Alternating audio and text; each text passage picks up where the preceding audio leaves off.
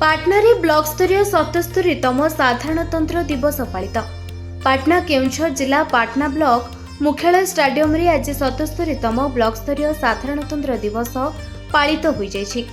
एथिरे मुख्य अतिथि भावे पाटना विधायक अखिल चंद्र नायक जोगदे जातीय पताका उत्तोलन करने सहित सह समवेत 32टी प्यारेड ग्रुप रु अभिवादन ग्रहण करथिले।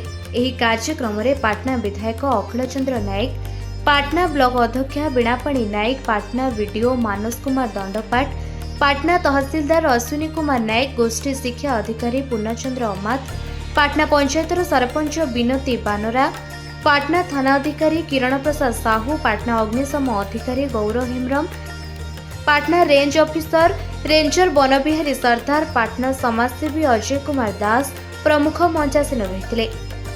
एही अवसर में पाटना ब्लॉक कार्यरत 3 सांबादिक वीरकिशोर दास, विजयरत्न पति, किशोर चंद्र महांतों को पाटना विधायक अखिल चंद्र नायक पुष्पगुच्छ, अंगवस्त्र और मानपत्र दे संबर्धित करथिले। छात्र छात्री द्वारा देशप्रेम संबलित विभिन्न नृत्य गीत परिवेषण करा। कार्यक्रम को शिक्षक पार्थ सारथी बेज, कमलाकांत पति परिचालना करथिले। केउंझर दशरथ बारिकଙ୍କ रिपोर्ट, निरपेक्ष न्यूज।